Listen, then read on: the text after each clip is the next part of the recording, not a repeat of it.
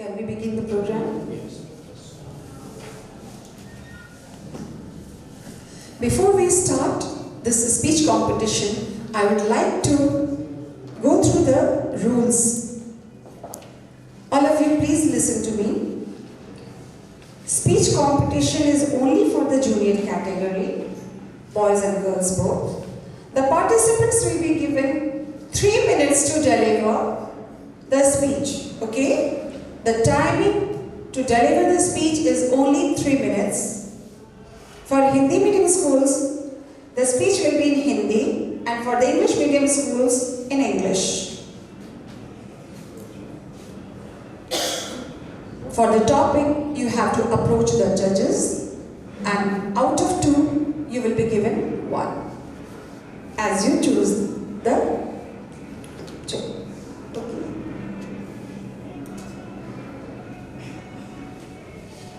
Yeah, it will be given according to the lot. Since you all have been given the lot, so now I announce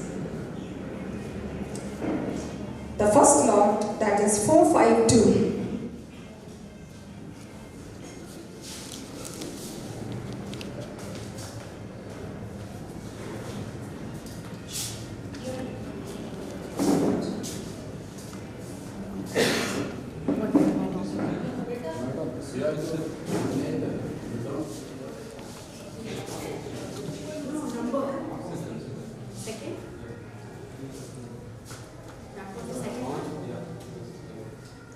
We have just number 452.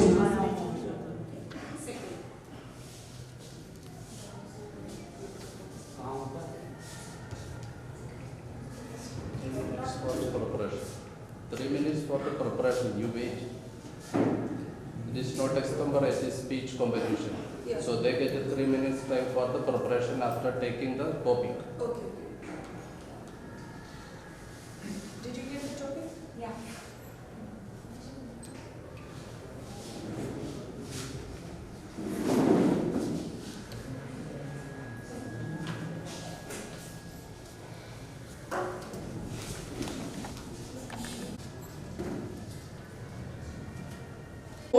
New York City was lost against Meta, Snapchat, TikTok over huge mental health crisis.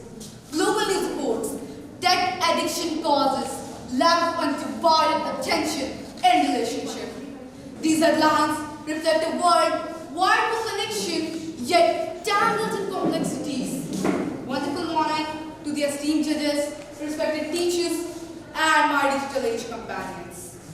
In the world where hearts connect through Wi-Fi and friendship thrives on double blue ticks and sound speaks louder than a seen message, I stand for you, badge number 452, to discuss the second speech. I wonder, have you felt closer to someone through chats, yet distant in real life? Or compared a relationship online and felt insecure? Technology influence our mental, psychological, spiritual, physical and social well-being, showing its glow and its beauty. Let's talk about mental impact. It enhances learning and communication. Times of India, October 12, 2025 reports. Uttarakhand Chief Minister Dhami inaugurates centralized virtual studio for government schools. Yet, constant exposure breeds short attention spans and stress. Next is psychological impact. It supports group and wellness, but social media triggers anxiety and depression. Times of India, October 10, 2025 reports. When silence speaks. This article talks about negative psychological impact. Next is spiritual impact. Access to spirituality grows, yet true reflection dims amid constant connectivity. At last, I'm going to talk about social impact. Online platforms connect globally and widely. Yet, fake bonds and cyberbullying fracture trust. So, be wise and promote digital awareness, ensure privacy, and foster deep connections. In the glow of screens, we often hide, yet love and warmth will still abide. Let's use the not chained. For hearts, not gadgets, must be sustained. Thank you. May our days scroll smoothly, upload joy and download positivity. Technology has made it easier than ever to connect, but harder than ever to feel truly connected. By this, good afternoon, respected judges, teachers, and everyone gathered here. Today, I am standing here to deliver a speech on topic the impact of technology and social media on modern relationships. So, ladies and gentlemen, this is not just another day. This is not just another speech. Today, I came here to question the comfortable, challenge the ordinary, and ignite a spark that dares us all to think differently and act boldly. So, if you came here expecting the usual, I ask you, raise your expectations because what we do from now forward can change the world. On one hand, technology has made it easier than ever to connect. With just few taps on our screen, we can talk to our loved ones across the world. While technology connects, it may also disconnect. Because in this era of instant communication, many may feel more lonelier than ever. Our 2025 Lancet study shows that 1 out of 3 Indian teens spend over 3 hours daily on Instagram Reels. While using technology, there are also privacy concerns.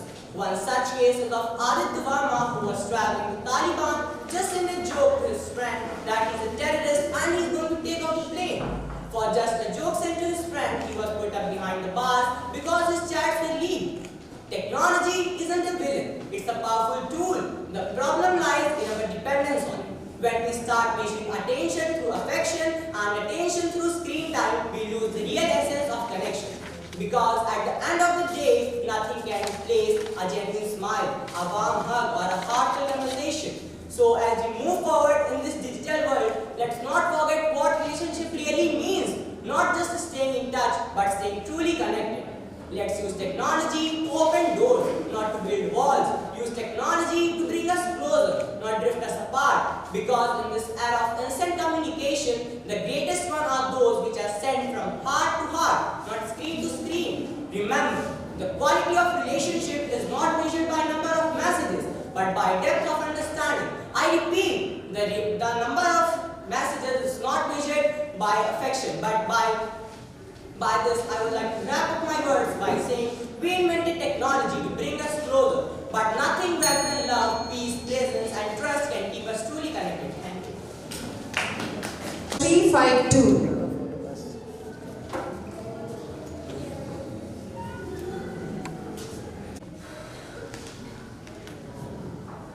Esteemed judges, guardians of wisdom and champions of change, imagine waking to a world where the sun scorches the earth like a relentless fire, rivers run dry like forgotten promises, mighty ocean rises to swallow our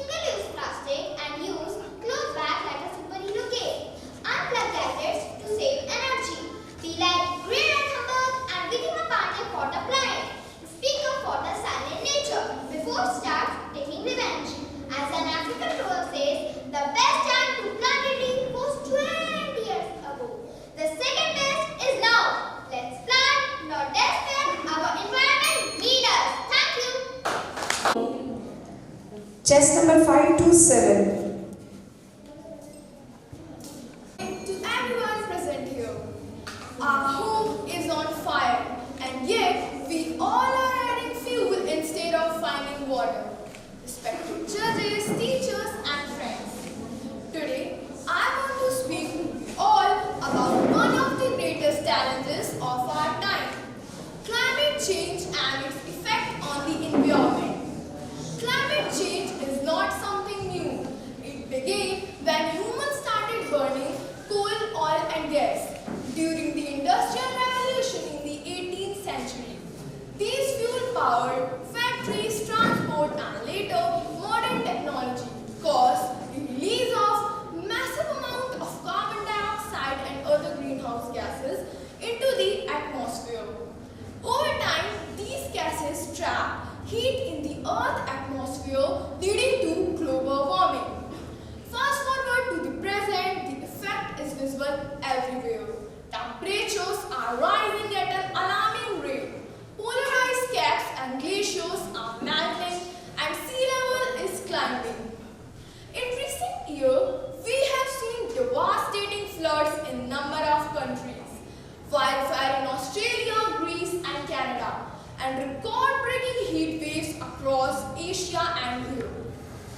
Even Antarctica, the coldest place on the earth, is witnessing unusual ice melt and warming seas. These are not distant warnings. They are real and happening now. Climate change also affects our daily lives. Farmers struggle with unpredictable rainfall, leading to crop failure. Millions face water scarcity. Hurricanes and storms have become common. Species are disappearing. Ecosystem collapse and biodiversity is threatened everywhere. Do all these things make us desperate? Is there anything that we can do about it? Yes, there is still hope. Each country and each one of us can contribute to the great cause by saving energy, reducing waste, planting trees, and making sustainable choices. Let us go through reduce, reuse, recycle, and restore to save our earth. As a conclusion, I would like to say climate change started with our action and it continues because of our inaction. Therefore, let's act now so that the next generation can inherit a better and safer planet. Let us save our mother Earth. Thank you. Chest number 407. Jury members, dignitaries, and my dear audience, good morning to all. Today, I stand here to talk about the effects of climate change on the environment. Well, there's a sound beneath the surface of our world, not the roar of engines or the clatter of machines, but the deep, trembling sigh of a planet in pain. This is the sound of climate change, the greatest challenge of our time. This story is not about melting ice or rising heat, but of human actions, human greed, and the fragile beauty of the world that we are losing. According to United Nations Framework Convention on Climate change means long-term changes in temperature and weather patterns. Sometimes these changes can be natural, like change in the sun's activity or volcanic eruptions. But since the 1800s, it is we humans who have become the main cause, by burning oil and gas and releasing gases that trap heat. Our oceans are absorbing too much carbon dioxide. They are becoming acidic, killing and threatening marine lives. The very systems that support life on Earth are breaking down before our eyes. So, my dear friends, look around. Our planet is showing clear signs of weeping. Her glaciers, the ancient pearl of mountains, are weeping into the sea. Her oceans, the blue lungs of our world, are gasping for breath. And her atmosphere, once a gentle shield, has become a choking shroud. Do you really think the floods in Punjab and Haryana were just a coincidence? No, they were not. They were a reminder, a cry from nature itself, saying stop before it's too late. Every second we delay, we are stealing a safer tomorrow from the generations to come. The question is not what the earth can give you, but what you, the individual, the caretaker of this planet, can give back to the earth today. Will you choose convenience over conscience? Will you choose pollution over purity? Let us rise, speak, act, and let our generation be remembered as the only one that saved its home. Signing on with determination that I, you, we, the individuals, will be the voice of the voiceless until the earth smiles again. Thank you. Junior boys and girls, Hindi speech.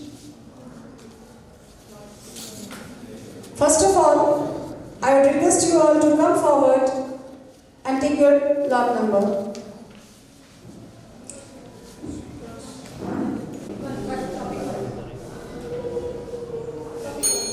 हम वक्त की नजाकत को नजरअंदाज कर नहीं सकते, हम भविष्य में विश्व का तकनीक से बिछड़ नहीं सकते। भूगोल से लेकर खगोल तक परचम देश का लहरा रहा है। सोशल मीडिया की नजरों से देखो, सुखद सवेरा आ रहा है। आदरणीय अध्यक्ष महोदय, मुख्य अतिथि एवं जोश उमंग उत्साह की प्रतिमूर्ति व अपने कार्यों को पूर्ण करने में प्रतिबद्धता की प्रतिमूर्ति यहाँ उपस्थित युवा, आप सभी को मेरा सादर नमस्कार। मैं विषय सोशल मीडिया के प्रभाव पर आज अपने विचारों को व्यक्त करने आई। सोशल मीडिया वह सशक्त माध्यम है जिसके द्वारा कोई भी व्यक्ति न केवल देश प्रदेश में घट रही घटनाओं की जानकारी प्राप्त कर सकता है, बल्कि अपने मित्र सहपाठी से संपूर्ण घटनाओं को जान सकता है। सोशल मीडिया इस युग का वह शक्तिशाली माध्यम है जो एक ओर क्रांति ला सकता है तो वहीं दूसरी ओर विनाश का कारण बन सकता है। इसलिए मान्यवर, यदि मैं बात करूं सोशल मीडिया के सकारात्मक पक्ष की, तो जहां एक ओर यह हमें एलकेजी से लेके एलएलबी तक की हर जानकारी प्रदान करता है, तो वहीं दूसरी ओर क्रिकेट के विकेट से लेके नेताओं के टिकट तक की हर जानकारी ये सोशल मीडिया देती है। जहां एक ओर 30 जनवरी 2020 में आई कोरोना महामारी के दौरान सोशल मीडिया ने महत्वपूर्ण भूमिका निभाई और युवाओं की शिक्षा से लेकर देश की रक्षा तक की हर व्यवस्था में मदद की। तो वहीं दूसरी ओर वह किसान जो कल तक खेत की जमीन और आकाश के बादल को देखते हुए अपनी उम्र निकाल देता था, आज इस डिजिटल क्रांति के बल पर न केवल सरकारी योजनाओं से लाभान्वित हो रहा है, बल्कि उनके बच्चे अपने सपनों को साकार कर रहे हैं और सफलता की नई गाथा लिख रहे हैं। सोशल मीडिया हमारे लिए इसीलिए आवश्यक है ताकि कोई नया गायक जन्मे, नायक जन्मे, कोई नेता, अभिनेता और वक्ता उभर कर सामने आए। अब यदि मैं बात करूं इसके नकारात्मक पक्ष की, तो आज कुछ लोग इसके माध्यम से अलगाव फैलाने, आतंकवादी गतिविधियों को संचालित करने से लेकर युवाओं को बहकाने तक का काम कर रहे हैं। तो वहीं दूसरी ओर आज देश का उज्जवल भविष्य युवाओं के हाथों में है, और युवाओं के हाथों में है मोबाइल, जहां वह 4x4 इंच की मोबाइल स्क्रीन पर अपनी भावनाओं की इमोजी भेज रहा है और कमेंट्स की गिनती में अपनी पहचान खोता जा रहा है। मान्यवर, यदि हम सोशल मीडिया का प्रयोग अपने व्यक्तित्व विकास, शिक्षा, कला और जागरूकता के लिए करेंगे, तो ये सोशल मीडिया हमारे लिए वरदान सिद्ध होगा। और यह कहने में अतिशयोक्ति न होगी कि सोशल मीडिया हमारे लिए वरदान सिद्ध होगा, परंतु यदि हम इसका दुरुपयोग करेंगे तो यह आपके, मेरे और हम सब के भविष्य को नष्ट कर देगा। इसी के साथ अंत में बस यही कहना चाहूंगी कि सूरज से आंख मिलाना है, संकल्प नया दोहराना है, एक नया सवेरा लाना है और सोशल मीडिया के सदुपयोग से भारत को सफल बनाना है। जय जय Bharat. And the topic she has got is one. यदि संति गुणापन साम विट संतेन देस्वे नहीं कस्तूरी कामोदा शक्ति विभावित। अर्थात मनुष्य के भीतर गुण तो वे अपने आप फैलते हैं, बताने नहीं पड़ते। जिस तरह कस्तूरी के गंध को सिद्ध नहीं करना पड़ता। विद्यालय प्रांगण में उपस्थित वंदनीय निर्णायक मंडल के सदस्य, सभी प्रतिभागी एवं अन्य सभी श्रोतागण, मैं एक बड़े ही साधारण प्रश्न के साथ आपके बीच अपने विचारों को रखना चाहूंगा। वह देश जो विज्ञान और दर्शन से वैश्विक एवं अंतर्राष्ट्रीय समाज को प्रभावित करता रहा, वह सोशल मीडिया के प्रभाव से कब और कैसे प्रभावित हो गया? मनुष्य को सिर्फ दो ही परिस्थितियां प्रभावित करती हैं, या तो वह परम दुख है या फिर परम सुख। परंतु श्री कृष्ण अर्जुन को समझाते हुए गीता में कहते हैं, सुखे दुखे समय कृत्वा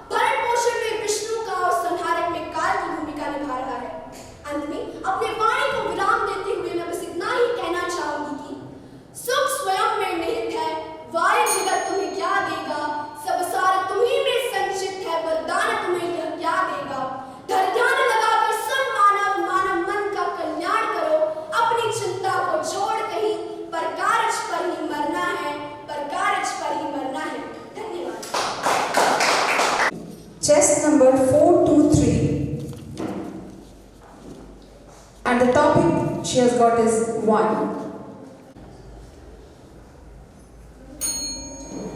क्या पास है और क्या दूर, यह फैसला अब आसान नहीं।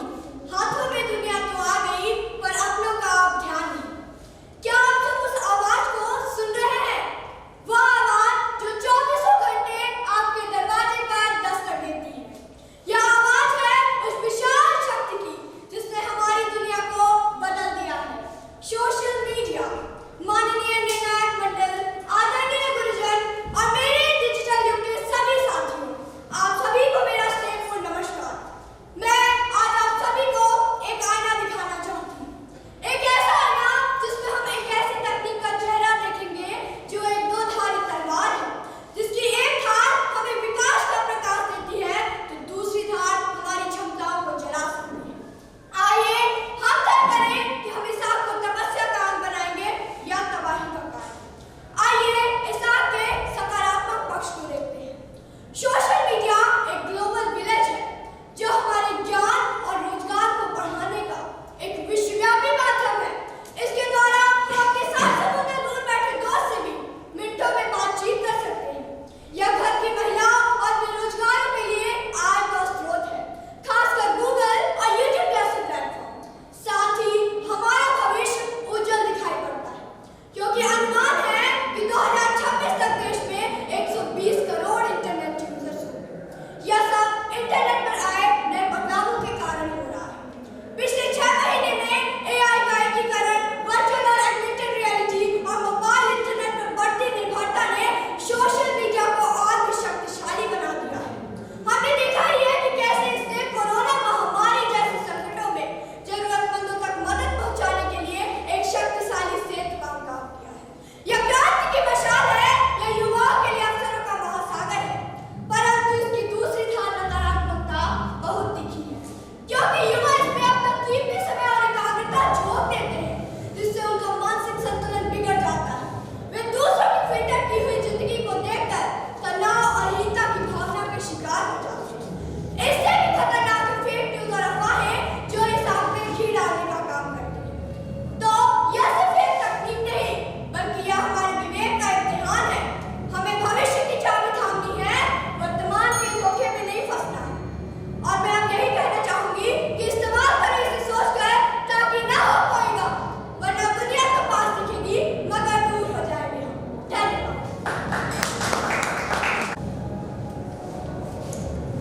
Our next contestant is chess number 528 and she has also got the same topic, number 1. आदरणीय निर्णायकगण, माननीय शिक्षकगण और मेरे प्रिय साथी, आप सभी को मेरा नमस्कार। आज मैं जिस विषय पर बोलने जा रही हूँ वह है सोशल मीडिया का प्रभाव। ये यूँ कहिए, हमारा फोन हमसे क्या क्या करवाता है। सोचिए, आप सुबह सुबह उठते हैं और सबसे पहले क्या देखते हैं? भगवान की तस्वीर? नहीं। माँ पापा का चेहरा? नहीं। मोबाइल की स्क्रीन? हाँ, ऐसा लगता है मोबाइल हमारा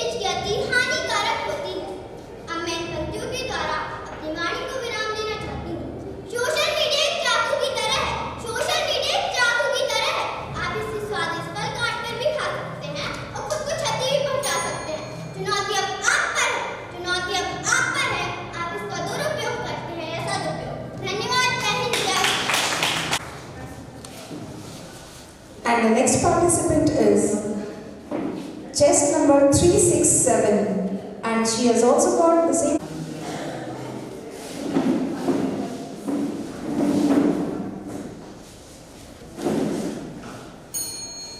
कभी लाइट के पीछे अपनापन दिखता है तो कभी शहर में छुपा अपनापन झलकता है। सोशल मीडिया ने सबको पास ला दिया, दूर रहकर भी रिश्ते को खास बना दिया। परम सम्मानित नायक मंडल एवं समस्त शिक्षकों का हार्दिक अभिनंदन है। कहते हैं आवश्यकता आविष्कार की जन्म है। व्यक्ति अपनी आवश्यकता के अनुरूप ही खोज करना शुरू कर देता है। व्यक्ति की इसी आवश्यकता के फलस्वरूप मोबाइल फोन का जन्म हुआ और इसी से जन्मा यह सोशल मीडिया। यह एक ऐसा स्थान है जहाँ व्यक्ति अपने विचारों का आदान प्रदान कर सकता है। Insta, WhatsApp, Facebook, Google, chat GPT ने तो संचार क्रांति ही ला दी है। घंटों का कार्य मिनटों में होने लगा है। इस सोशल मीडिया ने लोगों को फर्श से लेकर अर्श तक का सफर तय कराया है। यह वही सोशल मीडिया है जिसने रानू मंडल से लेकर विकास दिव्य कृति सर, खान सर जैसे शिक्षकों को हर छात्र तक पहुंचाया है।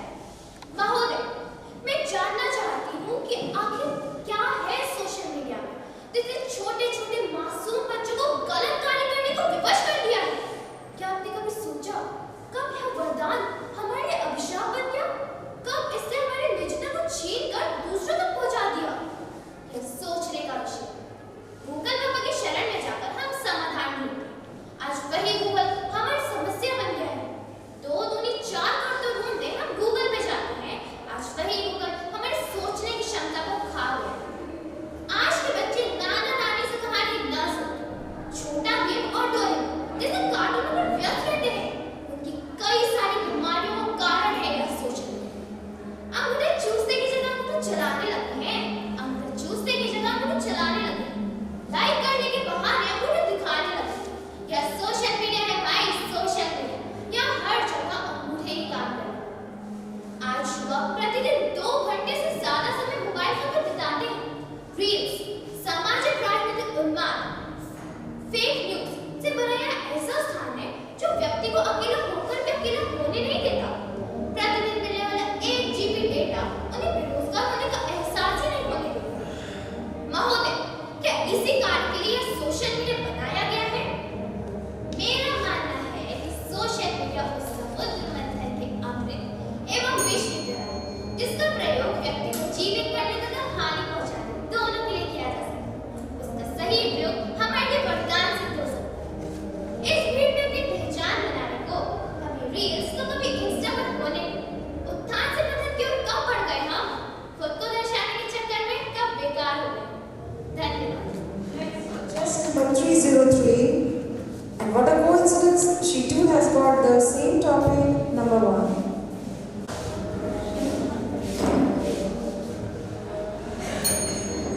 यहाँ उपस्थित सभी जनों को मेरा नमस्कार।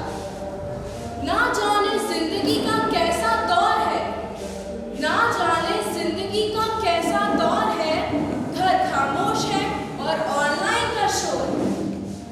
बातों का संसार है, बातों का संसार है, डिजिटल अवतार है।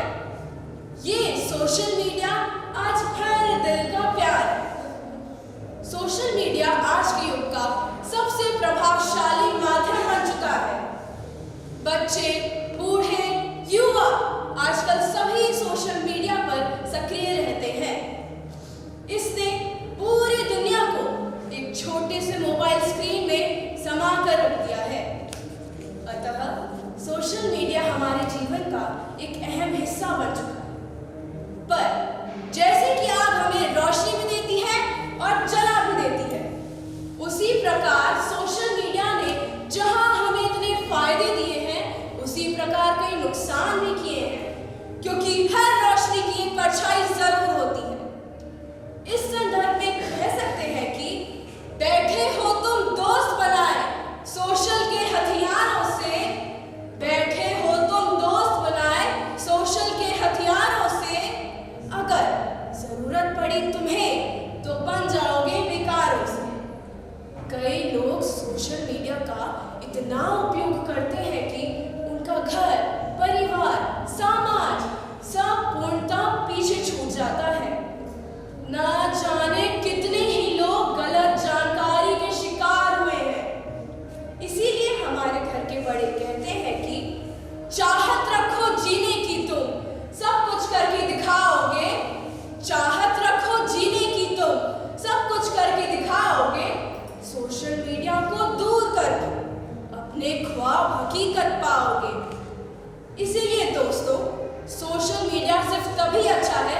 तब हम उसे अपना मालिक नहीं साधन बना के रखें। उससे ज्ञान लें, गलत प्रभाव नहीं।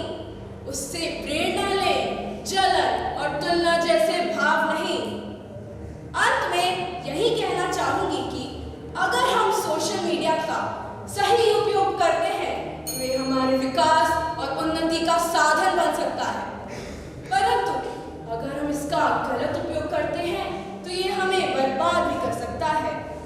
विकल्प मिलेंगे बहुत मार भटकाने के लिए, विकल्प मिलेंगे बहुत मार भटकाने के लिए, पर संकल्प एक ही काफी है मंजिल को पाने के लिए, मंजिल को पाने के लिए। धन्यवाद।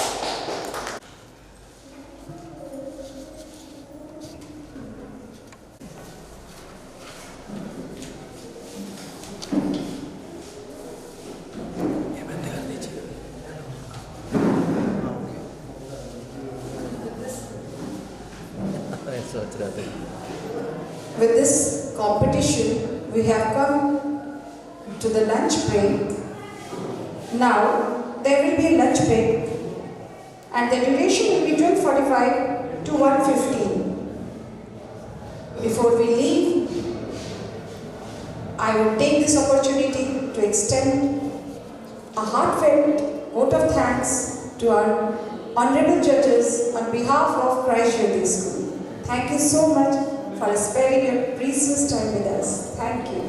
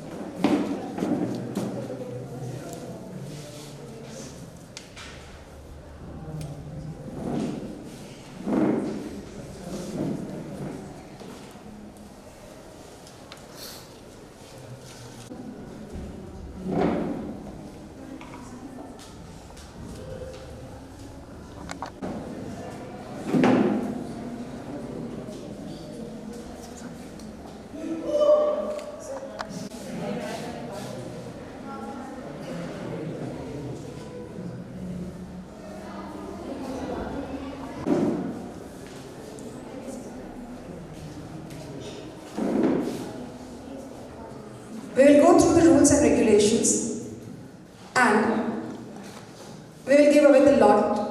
So I would request the participants to come to us and collect the lot number. 373 341 437 457 535 and 582. Okay, I'm going to read out the rules. All the participants are requested to come forward and take seat in the first row.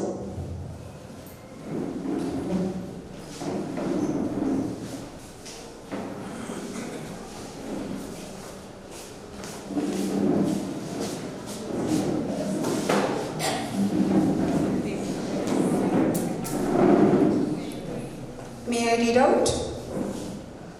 Since as you all know that extempore is only for the senior category, boys, girls, and the topic will be given before 10 minutes by lot. You all will be seated in that room. You are not allowed to talk to each other. Right? No use of mobile phones, no discussion. The duration of the speech should not exceed 3 minutes, and timing will start as the participant is on stage. For your convenience, there will be a bell when you start. The second bell will be a warning bell at 2 minutes 30 seconds. And last, after 3 minutes, once it completes 3 minutes, we will have the final bell. Okay? If you have any doubt, you may ask now. The extempore will be conducted in Hindi for Hindi medium schools and in English for English medium schools. Yes? Can we use the paper, ma'am, for writing as well? Let me ask the judges if they allow. Then you can use it. No phone. No phone. But no phone. Mobile phone is strictly prohibited. You can't use. Not even the audience. While the competition is going on, we request you, please don't use mobile phones. Thank you. Now we have the first contestant for senior boys extempore Hindi. आज के कार्यक्रम दृष्टो 2025 में पधारे सभी महानुभावों का सादर अभिनंदन है। निर्णायक मंडल परम सम्मानीय निर्णायक मंडल समस्त स्कूल से पधारे शिक्षकगण और मेरे छोटे बड़े भाई बहनों, आज का मेरा विषय है भ्रष्टाचार एक चुनौती। परंतु महोदय, मैं इसे एक चुनौती नहीं मानता। भ्रष्टाचार तो केवल एक शब्द है जो हमारे पैरों की तली के बराबर भी नहीं है। महोदय, मैं ये नहीं कहता कि सरकार भ्रष्टाचार करती है और मैं ये भी नहीं कहता कि सरकार भ्रष्टाचार नहीं करती, लेकिन महोदय एक मशहूर शायर गुजरा था जिसने ये लिखने के बाद अपनी कलम तोड़ दी कि अब तो लोगों ने समझा है राजनीति को धंधा। अरे अब तो लोगों ने समझा है राजनीति को धंधा। अरे करके घोटाले कर लेते हैं अपना दामन गंदा, करके घोटाले कर लेते हैं अपना दामन गंदा, और डाल रखा है धर्म की गर्दन पर नफरत का फंदा। डाल रखा है धर्म की गर्दन पर नफरत का फंदा। अरे लाशों की कीमत पर बिकते हैं मजहब, लाशों की कीमत पर बिकते हैं मजहब। अरे डाकू बनकर मुझको अब लूट रहे हैं सब, डाकू बनकर मुझको अब लूट रहे हैं सब। महोदय, इसलिए हिंदुस्तान खुद कहता है एक दुकान हूँ मैं, हिंदुस्तान हूँ मैं, एक दुकान हूँ मैं, हिंदुस्तान हूँ मैं। महोदय, भ्रष्टाचार हमारी कोई चुनौती नहीं। महोदय, मैं ये नहीं कहता कि हमारे देश की सरकार भ्रष्टाचार है। आजकल मैं आपको बता दूं कि दूसरे देशों की सरकार भी खुद का देश तो भ्रष्ट बना रही है, लेकिन हमारे भारत पे भी नजर है उनकी। इसलिए मैं आपको कह दूं, उनके चेतावनी देते हुए कहूंगा कि महोदय, हमसे ना टकराए कोई चीन हो या जापान, हमसे ना टकराए कोई चीन हो या जापान। अरे अमेरिका हो, रूस हो या फिर वो पाकिस्तान, हमसे ना टकराए कोई चीन हो या जापान, अमेरिका हो, रूस हो या फिर वो पाकिस्तान।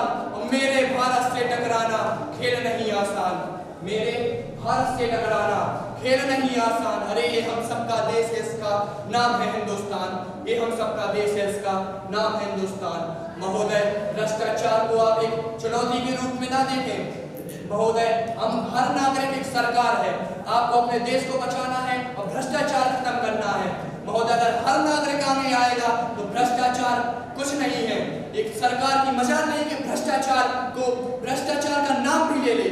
महोदय, मैं अंत में इतना ही कहना चाहूंगा कि महोदय, ये हमारी सरकार भ्रष्टाचार नहीं है और यही हमारी सरकार भ्रष्टाचार है। महोदय, इससे बचें और अपने देश को भ्रष्ट बनने से बचाएं। इसलिए मैं कहना चाहता हूं कि भ्रष्टाचार हमारी कोई चुनौती नहीं है, ये केवल एक शब्द है जो हमारे पैरों की तली के बराबर भी नहीं है। ये आएगा तो हमारे पैरों से कुचला जाएगा। महोदय, मैं इतना ही कहना चाहता हूँ, आप जिम्मेदार नागरिक बनिए, अपने देश को भ्रष्ट होने से बचाइए और सशक्त रहिए। जय हिंद, जय Bharat. We have our next contestant, chess number 437. जहाँ डाल डाल पर सोने की चिड़िया करती है बसेरा, वह कौन है? वो भारत देश है मेरा। जहाँ सत्य, अहिंसा और न्याय का पद पद लगता डेरा, वह कौन है? वो भारत देश है मेरा। आदरणीय निर्णायकगण, माननीय देवियों और सज्जनों एवं प्रिय श्रोतागण, आप सभी को मेरा सादर प्रणाम। यूँ तो आपने 26 जनवरी को भारत की सांस्कृतिक झांकी तो देखी ही होगी, और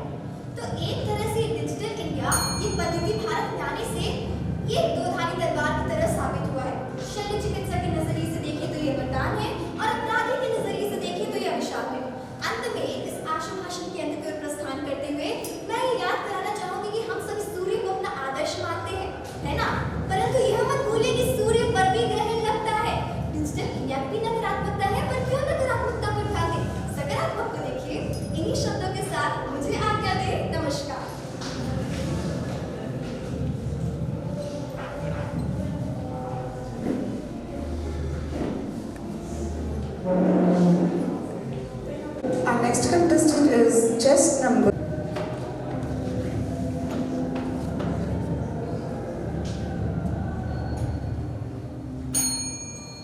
आप में से सब ने कभी न कभी कोई न कोई सरकारी काम तो कराया ही होगा या तो बैंकों में गए ही होंगे, लेकिन क्या आपका वो काम जल्द से जल्द हुआ है? शायद नहीं, परंतु क्यों? क्योंकि आज हमारे समाज में है भ्रष्टाचार। इस पे आने से पूर्व मैं सर्वप्रथम मंचासीन विद्वानों को नमन करती हूँ। तत्पश्चात मैं इस मंच को नमन करती हूँ जिसने मेरे विचारों की अभिव्यक्ति का मुझे अवसर। आज मैं ऐसे विषय पर बोलने जा रही हूँ जो किसी किताब का अध्याय नहीं, हमारे समाज का एक ऐसा सच है जिस पे आज हम सब दुखी हैं, हम सब परेशान। भ्रष्टाचार एक चुनौती। आज भारत में, अपने देश में हम लोगों को कोई भी सरकारी या गैर सरकारी काम करवाने के लिए रिश्वत जैसी चीज देनी पड़ती है, एक ऐसा दान देना पड़ता है जिसकी जरूरत ही नहीं है। आखिर क्यों? मैं यहाँ उपस्थित सभी लोगों से पूछती हूँ कि क्यों? जो सरकार ने हमें सुविधा दी है वो पाने के लिए हमें दान क्यों देना पड़ता है? जरा सोचिए कि हम भारत को विश्व गुरु बनाना चाहते हैं, लेकिन उसी विश्व गुरु में शिक्षा पाने के लिए भ्रष्टाचार क्यों? उस क्षेत्र में क्यों है आज भ्रष्टाचार? आज भ्रष्टाचार एक ऐसा राक्षस बन चुका है जो भारत की उन्नति में खलल डाल रहा है। आज हम प्रथम बनने की तो सोचते हैं, परंतु ये नहीं सोचते कि हमारे भारत में क्या क्या समस्याएं हैं। अब हम युवा, आज ये समय आ चुका है कि हर युवा, हर नागरिक, हर भारतीय की ये जिम्मेदारी बनती है कि हम अपने निजी तौर पे इस राक्षस को खाना ना डालें। यह हमारी जिम्मेदारी बन चुकी है कि हम इस भ्रष्टाचार के खिलाफ कदम उठाएं। आज यहाँ उपस्थित सभी लोग, सभी श्रोतागणों से मैं निवेदन करती हूँ कि इस भ्रष्टाचार को खाना ना डालें, इस राक्षस को खाना ना डालें। हम लोगों को अपने तौर पे, अपने निजी तौर पे इससे लड़ना पड़ेगा। हम तीसरी अर्थव्यवस्था तो बन चुके हैं, परंतु हम आज अपने देश की समस्या को सुलझाने में शायद कहीं पीछे रह गए हैं, शायद कहीं पीछे रह गए। हम सदियों से आज लड़ते तो आ रहे हैं इतनी सारी समस्याओं के खिलाफ, लेकिन इस भ्रष्टाचार को हम शायद खत्म नहीं कर पाए। अब समय आ गया है कि हर कोई इसके खिलाफ कदम उठाए और इसके खिलाफ लड़े, इसे रिपोर्ट करे। आज हमें उपस्थित सभी लोगों से कहना चाहूँगी कि भ्रष्टाचार एक ऐसी चुनौती है जो हमारे भारत की उन्नति में शायद खलल डाल दी और हमें प्रथम बनाने में कहीं रोक रही है। आइए हम सब मिलके भारत को प्रथम बनाए, विश्व गुरु बनाए और अपने भारत को एक ऐसे मंजिल पे ले जाए जिससे हर भारतीय को गर्व हो।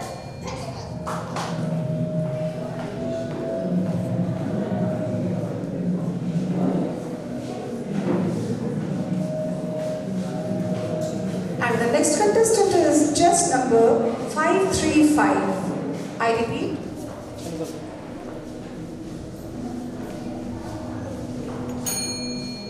क्या शेष रहेगा रे मानव, क्या शेष रहेगा रे मानव तेरे हंसते गाते जीवन में, जब तेरा हंसता गाता जीवन खत्म होगा क्षण भर में, खत्म होगा क्षण भर में। आदरणीय नायकगण, माननीय शिक्षकगण एवं मेरे प्रिय साथियों, सुप्रभात। जननी और जन्मभूमि को नमन करते हुए आज मैं आप सभी के समक्ष अपने विचार एक बहुत ही महत्वपूर्ण विषय पर रखने जा रही हूँ, जो भी है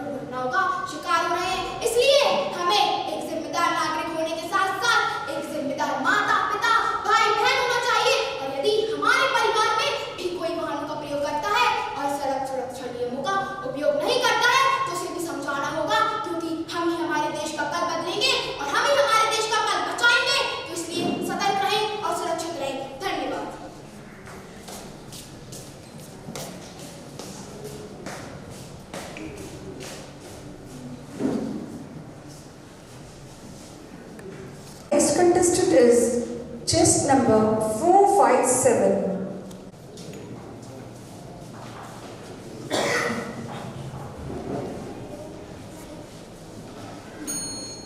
देश के अग्रणी समाचार द हिंदू के एक आंकड़े के अनुसार भारतवर्ष में वर्ष 2023 में कुल 4,558,000 सड़क हादसे दर्ज हुए। यह सड़क हादसों में 1,90,000 लोगों की मृत्यु हुई। ये सड़क हादसे सिर्फ हमारे देश की तेज रफ्तार को नहीं बल्कि हमारे देश की लापरवाही का प्रतिबिंब है। परम आदरणीय निर्णायक, सम्मानीय विद्वज्जन और मेरे सभी साथियों को मेरा शाबाश नमस्कार। मैं पदक क्रमांक 457 आज आपके समक्ष एक ऐसे विषय पर बात करने आया हूँ जो हम सबके जीवन में बहुत ही महत्वपूर्ण स्थान साझा करता है, सड़क सुरक्षा। कभी आपने सोचा है कि जब आप सुबह सुबह सड़कों पर निकलते हैं, विद्यालय के लिए, दफ्तर के लिए या बाजार के लिए, तो उस सफर को पूरा करना आपकी एक नियम है। उस सफर में किसी अगर व्यक्ति की मृत्यु होती है तो उस मृत्यु के साथ एक माँ के मांग का सिंदूर मिट जाता है, एक बच्चे का भविष्य अधूरा रह जाता है, एक इंसान अंदर से टूट जाता है। एक महिला जिसने अपने सुहाग को खोया वो कहती है घर पर बैठकर कि प्यार भी भरपूर गया, मांग का सिंदूर गया, नन्हे नौनिहालों की लंगोटियां गई, छोटे छोटे बेटियों की चोटियां गई और आपके लिए तो एक आदमी मरा है जनाब, मेरे घर की तो रोटियां ही चली गई, रोटियां ही चली। उस समय ये जानना बहुत आवश्यक होता है कि सिर्फ सड़क सुरक्षा के नियमों का पालन करना नहीं परंतु अपने कर्तव्यों का पालन करना बहुत जरूरी है। जब पालन करते करते दूसरों की मदद करना भी जरूरी है। आज मुझे अपने देश में एक बीमारी दिखती है, जब सड़क पर कोई घायल व्यक्ति पड़ा रहता है तो लोग उसकी मदद करने की बजाय जाकर वहां पर फोटो लेते हैं। तो मैं ये कहना चाहता हूं कि महाउपनिषद में लिखा गया है, अयम निज परोवेति गणना लघुचेत साम उदार चरिता नाम तू वसुधैव कुटुंबकम। ये संकीर्ण मानसिकता वाले लोग मेरा पराया ऊंचा नीचा कहते हैं परंतु जो उदार हृदय वाले होते हैं वह सबको एक परिवार मानते हैं। और आज समय है कि सबको एक परिवार मानो और अगर कोई व्यक्ति घायल बैठा है तो उठो और उसकी मदद करो। जब व्यक्ति के लिए काम देगा, जब मनुष्य के लिए काम देगा तभी हमारा देश एक अच्छे रूप से आगे बढ़ेगा। आज समय है कि हेलमेट को सिर्फ एक आदत नहीं अपना कर्म बनाओ, सड़क सुरक्षा को नियम नहीं संस्कार बनाओ और जीवन के मार्ग को सड़क समझो और उस मार्ग पर निरंतर चलते रहो।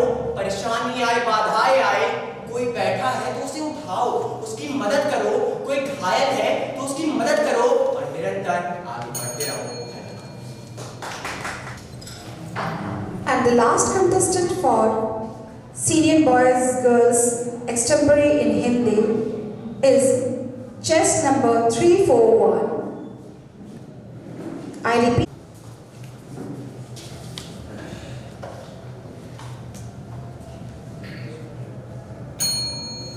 सेवा में उपस्थित परम आदरणीय निर्णायक मंडल, उपस्थित गुरुजनों एवं मेरे प्रिय सहपाठियों, नमस्कार।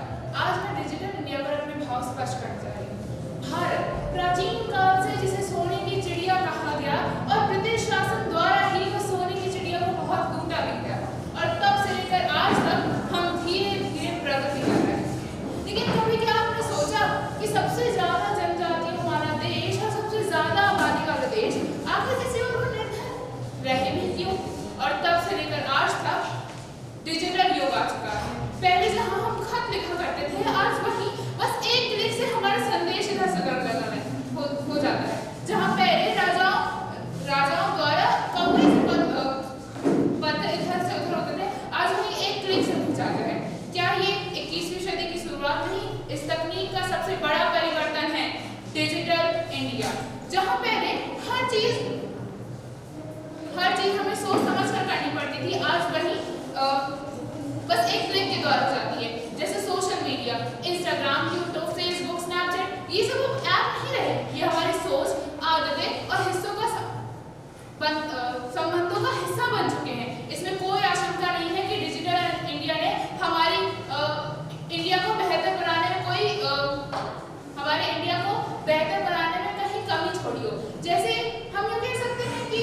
बेटी बचाओ बेटी पढ़ाओ, ये सब सोशल मीडिया की देन है और ये सब डिजिटल इंडिया युग से ही तो आ रहा है। मैं आपसे इतना जरूर कहना चाहूँगी कि हर तकनीक के खतरे भी होते हैं। जहाँ डिजिटल इंडिया में कई सारी सकारात्मक चीज़ें हैं, वहीं नकारात्मक पक्ष भी हुए हैं, जैसे निजता, जागरूकता, करियर के लिए एक बहुत अच्छा साधन है, लेकिन वहीं निजता के लिए ये सही नहीं है। जहाँ हर रोज साइबर अपराध, नफरत फैलाने वाले संदेश, न जाने कितनी लड़ाइयाँ, लोगों को बुरा कहना, लड़कियों को न समझना, ये सब डिजिटल इंडिया की ही तो देन है। लेकिन हर जगह सकारात्मक चीजें भी हैं। मैं आपसे ये जरूर कहूँगी कि सकारात्मक चीजें बहुत सारी हो रही हैं डिजिटल इंडिया में। जैसे अभी दिल्ली में न जाने कितने लोगों ने अपने स्टार्टअप शुरू किए, क्या वो सकारात्मक पक्ष नहीं है? बिल्कुल है। डिजिटल इंडिया ने हमारे इंडिया को बहुत बेहतर बनाने में प्रयास किया है, लेकिन कहीं ना कहीं वास्तविक जीवन में वास्तविक संबंधों को तोड़ा भी है। हम ये कह सकते हैं कि मैं आपसे बस आखिरी में इतना ही कहना चाहूंगी कि डिजिटल इंडिया कैसा है कि हमारे ऊपर निर्भर करता है। अगर हम उसे अच्छे से प्रयोग करेंगे तो वो हमारे लिए अच्छा होगा, ना कि बुरा। सकारात्मक पक्ष जरूरी है, लेकिन वही नकारात्मक चीजों पर भी हमें ध्यान देना पड़ेगा। मैं आपसे आखिरी में बस इतना ही कहना चाहूंगी, संतुलन बनाए रखें, क्योंकि संतुलन ही इस डिजिटल युग की कुंजी है। धन्यवाद।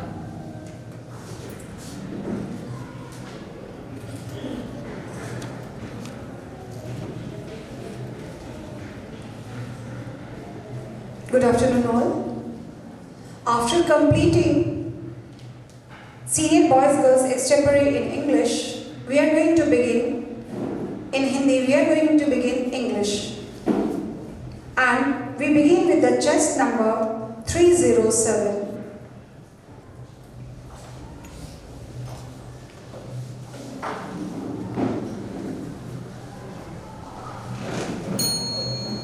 Honorable judges, respected teachers, and my dear friends, a very good afternoon to all of you. Today, I stand before you to express my views on the topic online schooling versus traditional schooling. Today, the way we learn is changing. Online education is revolutionizing the way we access knowledge and skills. As Tyson the Great so amply puts it, the good thing about science is that it's true whether you believe it or not. The benefits of both online education and traditional schooling are numerous. Online education provides flexibility and personalization, making it an effective option for many. However, traditional schooling also provides social interaction, hand-on learning, and structure, which is essential for some students. Online education connects us to the world around us. It has connected us like never before. It allows us to stay in touch with friends and family while gaining education and access a vast amount of information. It has revolutionized the way we study. Let us understand with the help of an example. If a person makes an aeroplane out of a page of a book which is supposed for learning, will you blame the person or the book? The person, right? Similarly, the usage of online education and traditional schooling depends on us. As online education continues to evolve, it's essential that we use it responsibly. By being mindful of our website's usage and its impact, we can harness its potential to gain knowledge, share ideas, and access a vast amount of information. In conclusion, both online education and traditional schooling have their strengths and challenges. The key is to know the right balance and to utilize it for our betterment.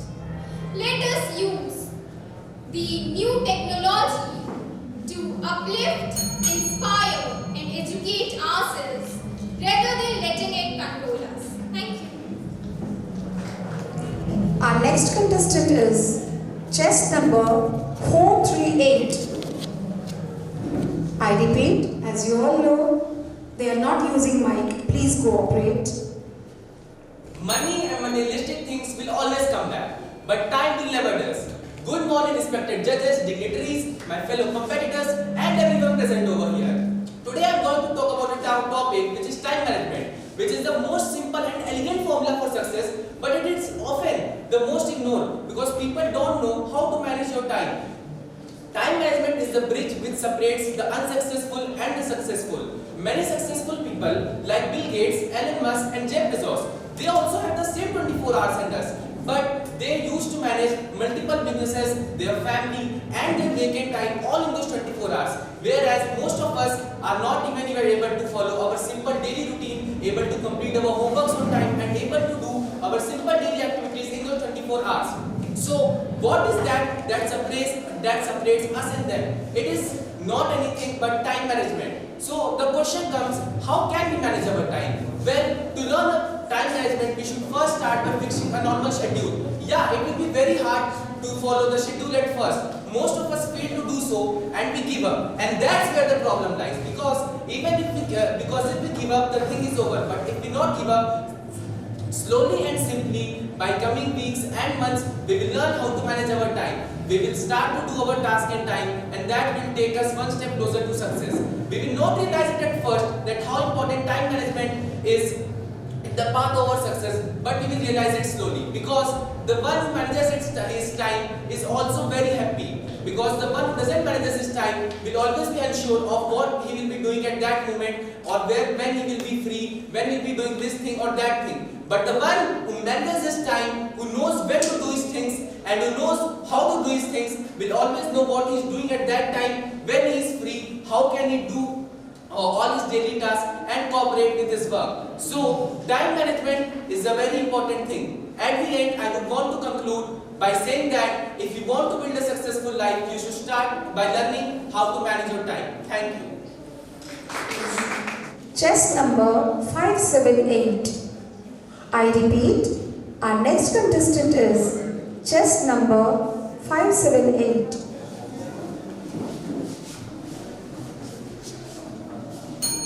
Taking care of your health does not require trillion dollars.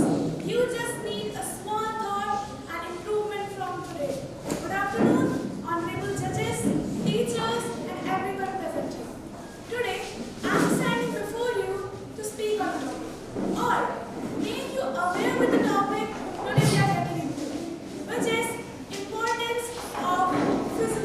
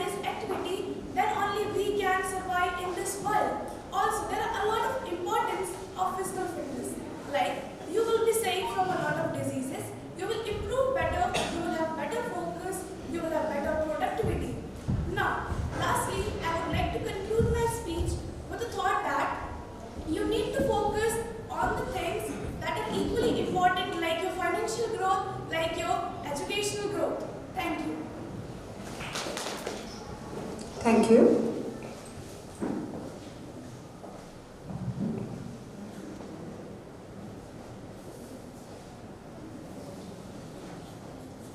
Our next contestant is chess number 462. I repeat,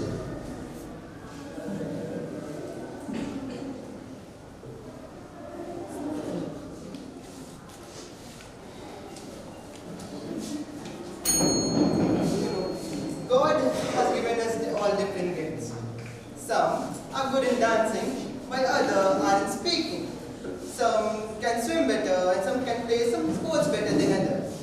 But there is one gift that God has given us an equal amount, that we all have, and that is the gift of time. And today, the topic I'm going to speak about teaches how to use it properly. Good morning, everyone, respected judges, teachers, and all my dear friends.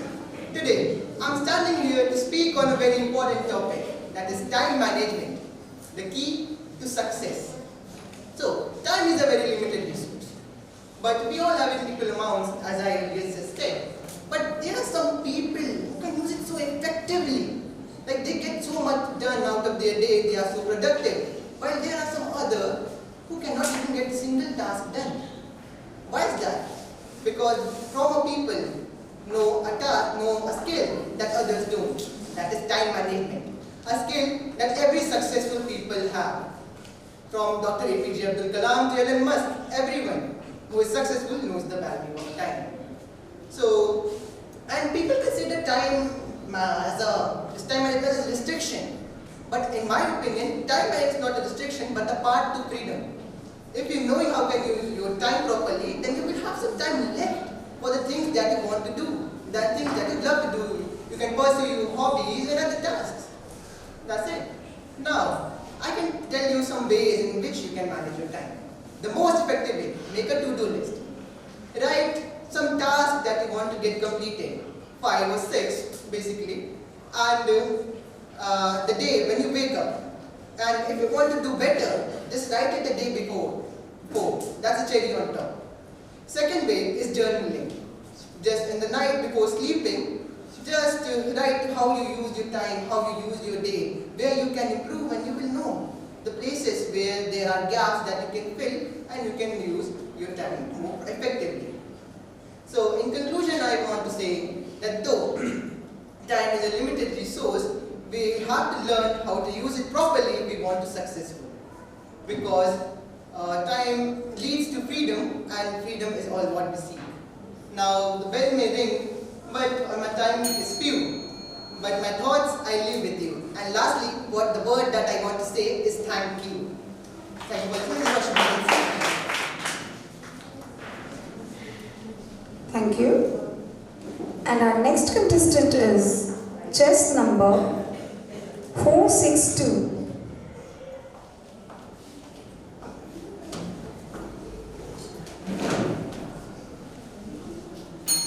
Imagine waking up one day and finding seasons out of order. Summers that feel like winter, glaciers melting faster than ever, and cities drowning under floods. That's not fiction. That's the change happening right now, not only in our country, but all over the world. Yes, I am talking about the exploitation of our earth. Yes, I am talking about the exploitation of the climate, the exploitation of our wildlife. Are we demoralizing ourselves? Are we being dishuman? It's the question in all of our mind. Wonderful afternoon to esteemed judges, respected teachers, sisters, teachers, and all my wonderful companions. Today, our batch number 462 is here to take you all to a world, take you all to the people who are being not the human. Because if we are not conserving our earth, what are we doing? If we are not conserving our animals, what are we doing? So, in this country, in this world of 1.4 billion hearts, one voice of one individual seems small. But we should not forget that one spark can light up the 1,000 lamps. We are doing wildlife exploitation. But how this is happening? We are exploiting the flora and fauna not only of our country, that is India, but all over the world. In the race to be developed country, in the race to be developed in everything, in every corner of the society, we are just exploiting ourselves. We are just exploiting what we have. In the race to be forward in science, we are using the technique of hybridization, that means crossing two animals which is not able to reproduce further. So what is the result of that? The result is that the fauna of our planet is just exploited. The thing is that if we don't act now, when will we act? Because the problem has risen this much that if we are not acting now, then the whole wildlife will be in problem. And what will be the difference between one animal and we, the human? So, I, batch number 462, is signing off with my last question, that if not us, then who? And if not now, then when are you going to act? At the last very moment, when the whole world will exploit? Because in the race to be developed, in everything, if Earth really fails, then who really wins? Thank you and have a wonderful day ahead.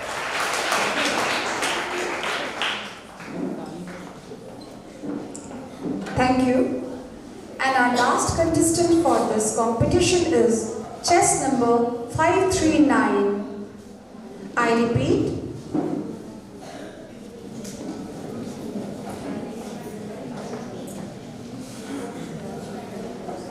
Good morning, respected judges.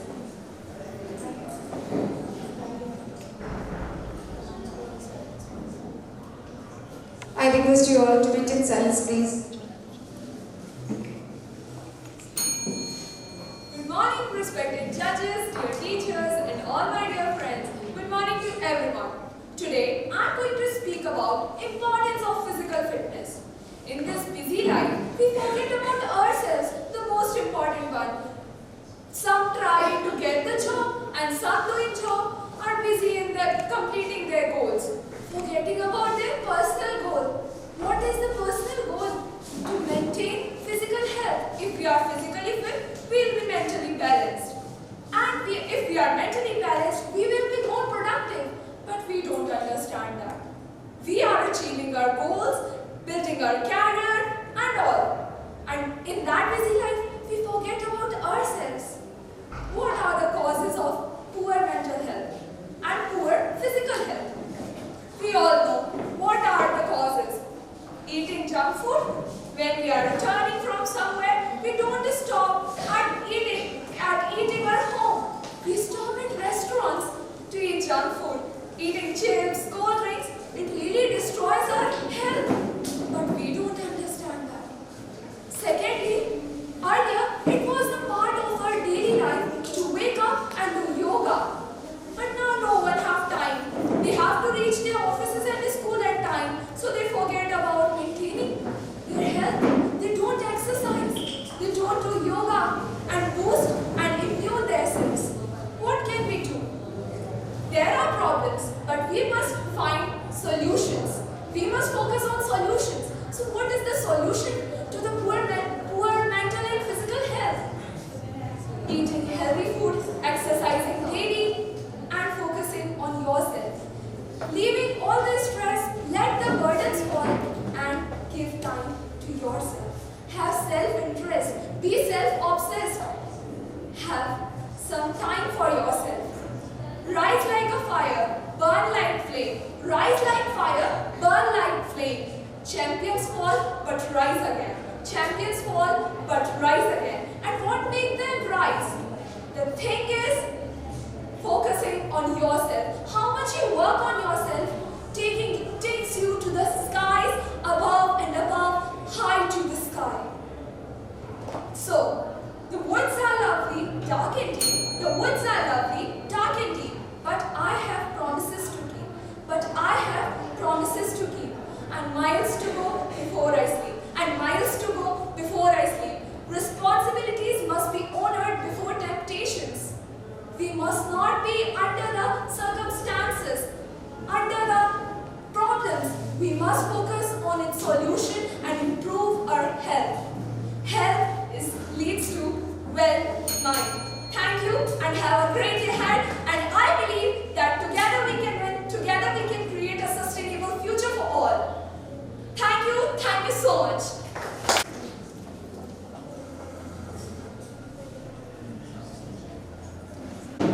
There is a final call for the contestant, chest number 374. I repeat, it's a final call for chest number 374. Since the presence hasn't been reported, so we can mark absent. Start our next competition, that is solo song junior girls. And for that, I would request all the contestants to come forward and collect their lot number. Contestants are requested to come forward and collect their lot numbers. But I am going to read it out once again. All of you, listen to me carefully. Yes, all.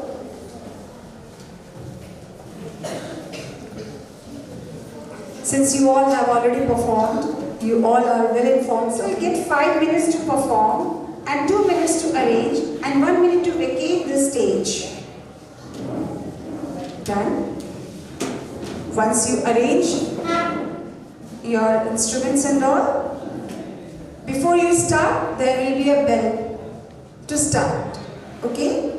Afterwards, second bell will be at 4 minutes 30 seconds. That will be a warning, and by 5 we have to complete it. Okay?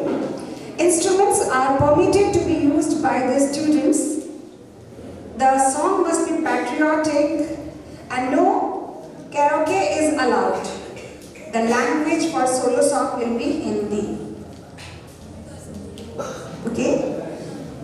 Use of instruments in solo song. For competition in solo song, participants are allowed to use only one musical instrument. However, electronic instruments such as keyboards, drum machine, digital effects, and electric guitars are not permitted. Additionally, participants may receive assistance from other students for playing music, provided that the assisting student is from the same category. Since we are going to start the junior category, so the assistance will be taken from the junior category only.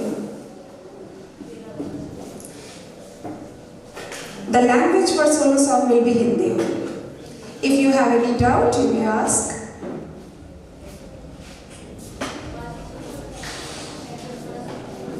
Once again, I welcome all the distinguished judges. All of you. Yes, you please listen to me. May I? Kindly, for some time only.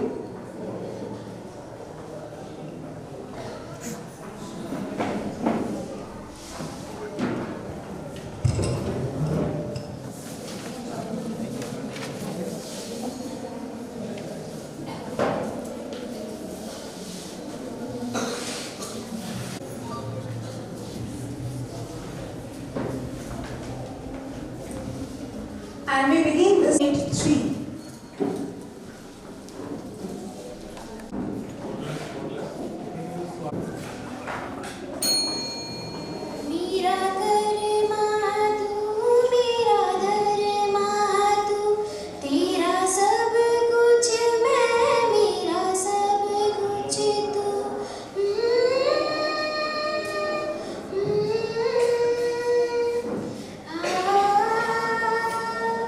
Ah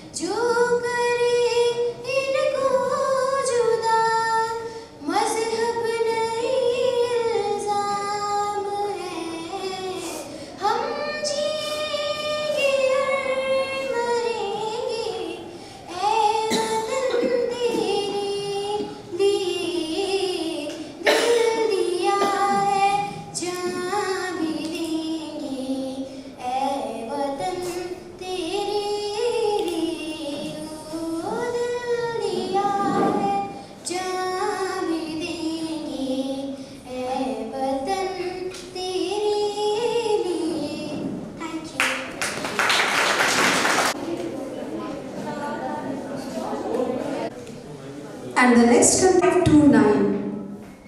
I repeat.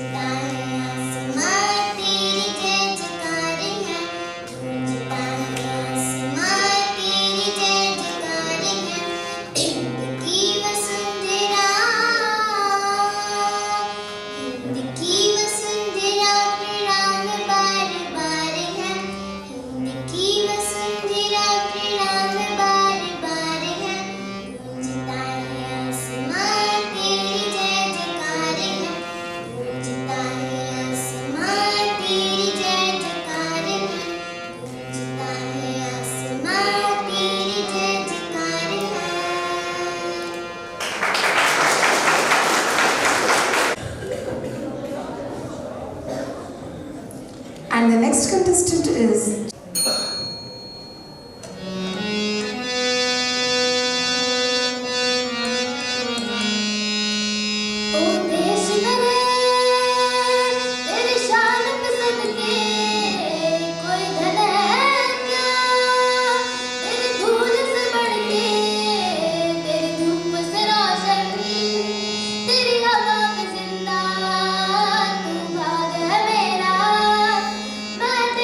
परिंदा